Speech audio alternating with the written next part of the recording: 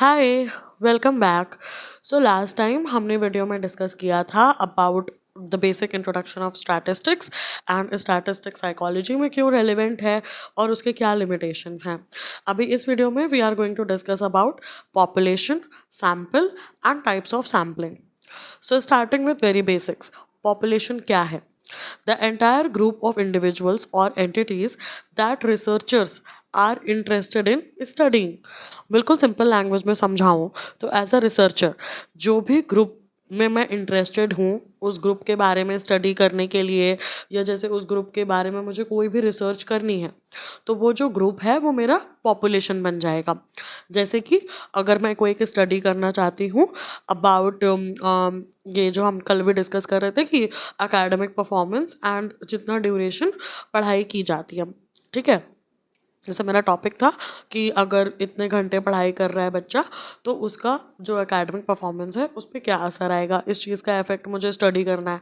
तो ये चीज़ अगर मैं सपोजिटली ग्रेजुएशन स्टूडेंट्स पे करना चाहती हूँ, ठीक है, तो जो पूरी ग्रेजुएशन स्टूडेंट्स का ग्रुप होगा इंडिया में वो मेरा पॉपुलेशन बन जाएगा, ठीक है।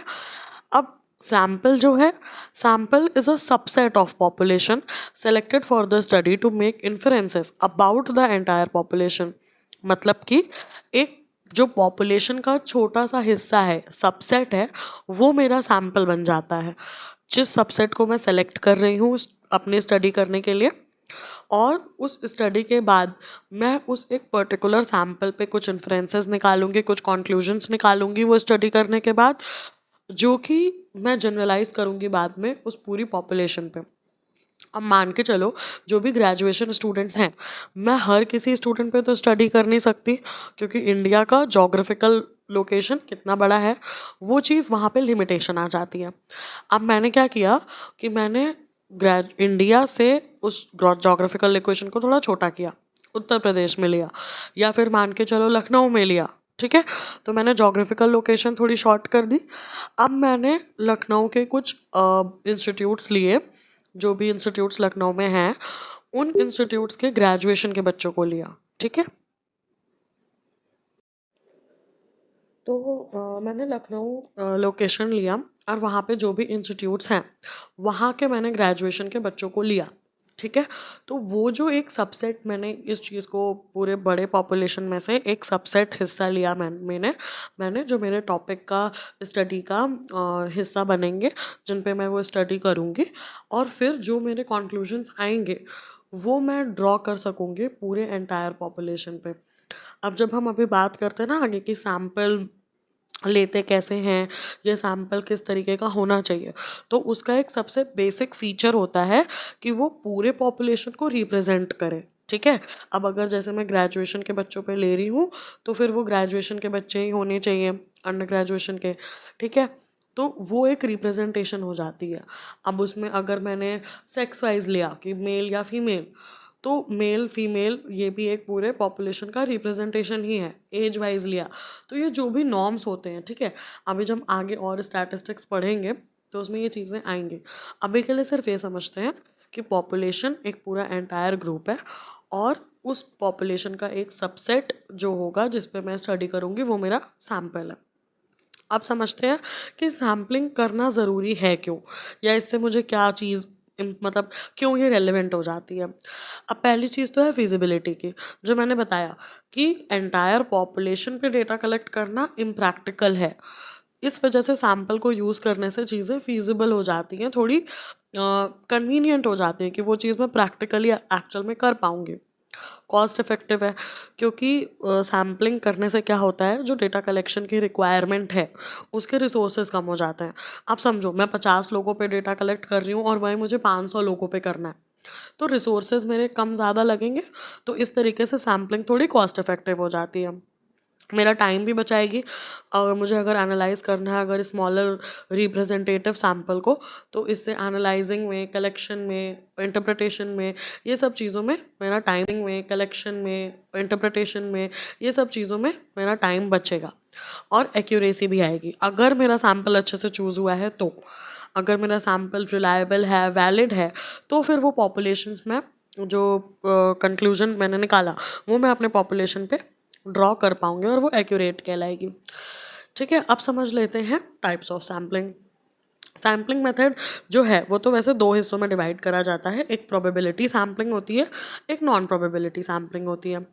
अब प्रोबेबिलिटी सैम्पलिंग में कुछ टाइप्स आते हैं, जैसे कि पहला है सिंपल रैंडम सैम्पलिंग, यानी कि जो पॉपुलेशन का हर एक मेंबर है उसे इक्वल चांस मिलेगा सेलेक्ट होने का। ठीक है, जैसे कि अगर मैंने फिश बोल मेथड ट्राई किया, यानी कि फिश बोल में कई सारी चिट्स रखी सबके नाम लिख करके, और मैंने उसमें से एक नाम मतलब एक चिट पिक की। ठीक है, तो ये तरीका कैसा है, इसमें पॉपुलेशन के हर एक मेंबर को इक्वल चांस मिल रहा है। अब इसका एडवांटेज क्या है कि इससे मेरे बायसेस कम होंगे और रिप्रेजेंटेटिवनेस इंश्योर होगी। और एक मतलब लिमिटेशन भी हो जाती है, क्योंकि हमें एक्चुअल में पूरे पॉपुलेशन की कंप्लीट लिस्ट तैयार करनी पड़ती है। अब समझो मैं कैसा एक क्लास पे करूँ टेस्ट, तो क्लास में 50 बच्चे हैं, उनकी लिस्ट तो बन जाएगी इजीली, बट अगर वही मुझे इंस्टीट्यूट के ग्रेजुएशन वाले बच्चों पे करना हो या फिर कई सारे इंस्टीट्यूट के ग्रेजुएशन वाले बच्चों पे करना हो, तो फिर वो लिस्ट थोड़ी लंबी हो जाती है। इसी वजह से ये जो एक पर्टिकुलर सैम्पलिंग का मेथड है थोड़ा सा लिमिटेड हो जाता है। स्ट्रैटिफाइड सैम्पलिंग दूसरा होता है, जहाँ पे पॉपुलेशन को हम सब ग्रुप्स यानी कि स्ट्रैटा में डिवाइड कर देते हैं उनके कैरेक्टरिस्टिक्स पे बेस्ड, जैसे कि मैंने एज पे डिवाइड किया, जेंडर पे डिवाइड किया, और फिर मैंने सैम्पल्स को लिया हर एक स्ट्रैटम के। ठीक है, तो इससे क्या होगा, इससे मेरे पॉपुलेशन जो है अलग अलग सब ग्रुप्स में डिवाइड हो जाएगी। अब इसका एडवांटेज क्या होता है कि हम हर एक सब ग्रुप का रिप्रेजेंटेशन इंश्योर कर सकते हैं। जैसे कि अगर मैंने यही सेम टेस्ट किया, तो मैंने अगर उसमें एज वाइज स्ट्रैटा कर लिया कि जैसे मान लो 18 से 20 साल तक के बच्चे या 22 साल तक के बच्चे, तो मैं उसमें ये इंश्योर कर पाऊंगी, अच्छा ठीक है इस स्ट्रैटा के इस एज के हर एक बच्चे हैं यहाँ पर। जेंडर हो गया कि जैसे मैंने 200 डेटा लेना था तो 100 मेल का लिया, 100 फीमेल का लिया, तो इससे क्या होगा, इक्वल रिप्रेजेंटेशन मिल पाएगा हर एक स्ट्रैटा को। अब इसमें भी लिमिटेशन है कि थोड़ा सा कॉम्प्लेक्स हो जाता है, और सब ग्रुप्स में डिवाइड करना और हर हर का रिप्रेजेंटेशन देखना थोड़ा सा टाइम कंज्यूमिंग भी है। अब अगर मैं बात कर लेती हूँ सिस्टमैटिक सैम्पलिंग की, तो सिस्टमैटिक सैम्पलिंग के थ्रू हम सेलेक्ट करते हैं हर एक nth इंडिविजुअल को फ्रॉम अ लिस्ट, जो कि हम रैंडमली डिटरमाइन करते हैं अपनी स्टार्टिंग पॉइंट के बाद। जैसे कि अगर मैंने मान लो एक लिस्ट बनाई और उसमें मैंने डिसाइड किया कि मैं हर एक 5th बच्चे को सेलेक्ट करूँगी, ठीक है, तो 5th वाले को किया, 10th वाले को किया, 15th वाले को किया, ऐसे ऐसे। तो इससे क्या चीज़ डिटरमाइन होती है कि थोड़ा सा ईजी हो जाता है इम्प्लीमेंट करने के लिए, रैंडम भी होता है ऑल दो, बट इंडिविजुअल आराम से सेलेक्ट हो पाते हैं। ठीक है, अब इसमें जो हम ये पैटर्न यूज़ कर रहे हैं 5th 10th 15th, इसकी वजह से थोड़े से बायसेस आ सकते हैं जब हम लिस्ट बनाते हैं उसी टाइम पे, तो इसलिए ये थोड़ी सी इसकी लिमिटेशन है। अब क्लस्टर सैम्पलिंग क्या होती है कि पॉपुलेशन को हम क्लस्टर्स में डिवाइड कर देते हैं, जैसे कि मैंने स्कूल्स में डिवाइड कर दिया या सिटीज़ में डिवाइड कर दिया, फिर हम एक रैंडम सिलेक्शन करते हैं जब हम एक क्लस्टर को स्टडी कर रहे होते हैं। तो अब जैसे अगर मान लो मैंने एमिटी स्कूल के लिए डिवाइड कर दिया, डीपीएस स्कूल के लिए डिवाइड कर दिया, जीडी गोयनका का डिवाइड कर दिया, तो मैंने हर एक स्कूल लेवल पे डिवीजन कर दिया, फिर अब सिटी वाइज डिवीजन कर दिया, लखनऊ मुंबई दिल्ली ऐसे ऐसे करके। तो इससे होगा क्या कि मैं हर एक क्लस्टर पे चीज़ें जो है स्टडी कर पाऊंगी, तो ये मेरी क्लस्टर सैम्पलिंग का पार्ट है। अब इसका एडवांटेज क्या है कि इसमें एक लार्ज पॉपुलेशन पे स्टडी किया जा सकता है, स्टडी कर पाऊंगी, तो ये मेरी क्लस्टर सैम्पलिंग का पार्ट है। अब इसका एडवांटेज क्या है कि इसमें एक लार्ज पॉपुलेशन पे स्टडी किया जा सकता है अक्रॉस रीजन्स, लेकिन थोड़ा सा लेस प्रिसाइज है बाकी प्रोबेबिलिटी मेथड से, क्योंकि इसमें हमें वो प्रिसीजन वो एक्यूरेसी नहीं मिल पाती है। ठीक है, अब हम आगे बात कर लेते हैं नॉन प्रोबेबिलिटी सैम्पलिंग की। तो नॉन प्रोबेबिलिटी सैम्पलिंग का पहला टाइप होता है कन्वीनियंस सैम्पलिंग। कन्वीनियंस सैम्पलिंग ये कहता है कि हम इंडिविजुअल्स को सेलेक्ट करेंगे जो भी हमारे एक्सेस में इजी हो, ठीक है, क्योंकि ये क्विक है और ये इनएक्सपेंसिव है, और इसमें बायस का रिस्क बहुत ज़्यादा हो जाता है, जिसकी वजह से कभी कभी रिप्रेजेंटेशन उतनी अच्छी नहीं होती। अब कन्वीनियंस सैम्पलिंग क्या होगी, जैसे मैं लखनऊ में ही रह रही हूँ, तो मैंने लखनऊ के ही आसपास के जो मेरे एरिया से पास पास में स्कूल्स हैं या यूनिवर्सिटीज़ हैं, मैंने वहीं के बच्चों को ले लिया। तो इससे क्या होगा, इससे जो रिप्रेजेंटेटिवनेस है वो कम हो जाएगा, है ना। और इसी वजह से ये इसका लिमिटेशन भी है। फिर आता है पर्पसिव सैम्पलिंग, यानी कि रिसर्चर जो है पार्टिसिपेंट्स को सेलेक्ट करता है जो उसको स्पेसिफिक कैरेक्टरिस्टिक या क्वालिटी चाहिए उस चीज़ के बेसिस पे। जैसे कि अगर मान लो मैंने एक स्टडी करनी है एकेडमिक परफॉर्मेंस वाली, अब मुझे ये पता है कि जिस बच्चे का क्लास में वैसे ही पुअर एकेडमिक परफॉर्मेंस है, मैं उस पर स्टडी करके क्या ही कर लूँगी। तो मैंने एक स्पेसिफिक कैरेक्टरिस्टिक ले ली कि नहीं, मुझे हायर जो अच्छा परफॉर्म कर रहे हैं एकेडमिक्स में, मुझे सिर्फ उन बच्चों को ही सेलेक्ट करना है। तो ये बहुत ही फोकस्ड और टारगेटेड होती है, बहुत पर्पसिव होती है। लेकिन हाँ, ये सब्जेक्टिव है और इसमें जो रिसर्चर है उसका बायस आ जाता है। यानी कि जैसे मेरा एक बायस आया ना कि मेरे लिए जो चीज़ पर्पसिव है, जो एक पर्पस सेटिस्फाई करे, मैं सिर्फ उन पे स्टडी कर रही हूँ। तो ये काफ़ी बड़ा बायस है। फिर स्नोबॉल सैम्पलिंग आती है, यानी कि पार्टिसिपेंट्स बेसिकली रेफर करते हैं किसी दूसरे पर्सन को, जिससे कि जो सैम्पल है वो और ज़्यादा ग्रो होते जाते हैं। स्नोबॉल सैम्पलिंग बहुत ज़्यादा यूज़ की जाती है। जैसे कि आपको पता होगा, आपके पास एक गूगल फॉर्म आ जाता है, आप उसको फिल करते हो, फिर आपसे बोला जाता है आप उस गूगल फॉर्म को और भी लोगों को शेयर कर दो ताकि वो भी फिल करते जाएँ। तो इस तरीके से सैम्पलिंग की जाती है। अब ये यूज़फुल बहुत ज़्यादा है क्योंकि इससे हम जो बहुत पॉपुलेशन हार्ड है, जिन तक हम नहीं रीच कर पा रहे, इस सैम्पलिंग का यूज़ करके हम उन तक रीच कर सकते हैं। और हाँ, इसमें होमोजेनिटी का रिस्क होता है और हम कंट्रोल नहीं रख पाते रिप्रेजेंटेटिवनेस के ऊपर। जैसे समझो, अगर मैंने किसी एक लड़की को भेजा, ठीक है, अब मान लो वो सिर्फ अपनी गर्ल फ्रेंड्स को ही भेज रही है, तो फिर कैसे होगा? फीमेल सैम्पल्स का डेटा बहुत ज़्यादा कलेक्ट हो जाएगा, तो वो जो प्रॉपर रिप्रेजेंटेटिवनेस चाहिए वो नहीं मिल पाती। ऑल्दो ईजी है, हर एक सैम्पलिंग का आपको एक एडवांटेज एक डिसएडवांटेज देखने को मिलेगा। लास्ट में आती है कोटा सैम्पलिंग। इसमें रिसर्चर पार्टिसिपेंट्स को सेलेक्ट करता है इस बेसिस पे कि उसे एक प्रीडिफाइंड कोटा या सर्टेन कैरेक्टरिस्टिक्स को मीट करना होता है। जैसे कि मैंने बोला, 200 सैम्पल्स हैं, 100 मेल 100 फीमेल, 50% मेल 50% फीमेल। इस तरीके का एक कोटा डिसाइड करता है रिसर्चर अपने पार्टिसिपेंट्स को सेलेक्ट करते टाइम। अब इसमें एडवांटेज क्या है कि हर एक डाइवर्स ग्रुप का इंक्लूजन बहुत अच्छे से इंश्योर हो जाता है। मेरा मेल फीमेल रेशियो बहुत अच्छे से इंक्लूडेड वहाँ पे रहेगा। लेकिन हाँ, लिमिटेशन भी है कि रिसर्चर की बायस आ जाएगी। अच्छा, तो अभी ये भी एक चीज़ हम समझते हुए चलते हैं कि प्रोबेबिलिटी और नॉन प्रोबेबिलिटी, इन दोनों में डिफरेंस क्या है। प्रोबेबिलिटी सैम्पलिंग की जो हमने बात की, उसमें सिलेक्शन आमतौर पे रैंडमली ही होता है ना? जैसे हमने क्या क्या पढ़ा, सिंपल रैंडम पढ़ा, स्ट्रैटिफाइड पढ़ा, क्लस्टर सैम्पलिंग पढ़ा।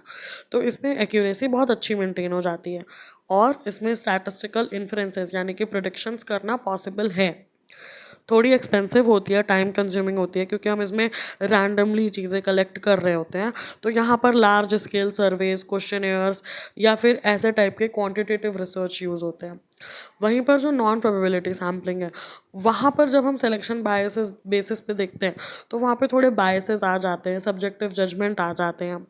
जैसे हमने कन्वीनियंस की बात की थी, पर्पसिव की बात की, स्नोबॉल की बात की, तो एक्यूरेसी थोड़ी सी कम हो जाती है। स्टैटिस्टिकल इन्फ्रेंसेस ऑल्दो हम कर सकते हैं, बट एक्सप्लोरेटरी क्वालिटेटिव रिसर्च का इस्तेमाल करके, जिसकी वजह से ये थोड़ी सी कॉस्ट इफेक्टिव भी है और क्विक भी है। ऑल्दो ये डिस्टिंक्शंस तो आपको देखने को मिलेंगे ही। बाकी अगर मैं बात करूँ ऑल इन ऑल, तो हमने बात की प्रोबेबिलिटी सैम्पलिंग की, जो कि एक ऐसी सैम्पलिंग टेक्निक है जहाँ पे इंडिविजुअल को पॉपुलेशन के में एकदम सेलेक्ट होने के नोन या फिर नॉन ज़ीरो चांसेस होते हैं। ठीक है, बिल्कुल रैंडमली हम सेलेक्ट कर रहे हैं। वहीं नॉन प्रोबेबिलिटी सैम्पलिंग में सारे इंडिविजुअल्स के पास इक्वल चांस नहीं होता है, वहाँ पे एक सब्जेक्टिव जजमेंट आ जाती है, सब्जेक्टिव बायस आ जाता है। सो यहाँ पे हमने अभी डिस्कस किया कि स्टैटिस्टिक्स और सैम्पलिंग मेथड्स कौन कौन से हैं और क्यों वो एसेंशियल है रिसर्च में डेटा कलेक्ट करते टाइम पे, कैसे हम उनसे डेटा ड्रिवन कंक्लूजन्स बना सकते हैं और ह्यूमन बिहेवियर को सिस्टमैटिकली समझ सकते हैं। वाइल दोनों के अपने इम्पोर्टेंसेस हैं, ऑल्दो सारे कोटा मतलब जो भी हमने सैम्पलिंग पढ़ी है जितने भी टाइप्स की, उन सब में कुछ ना कुछ उनके चैलेंजेस, उनके लिमिटेशंस होते ही हैं।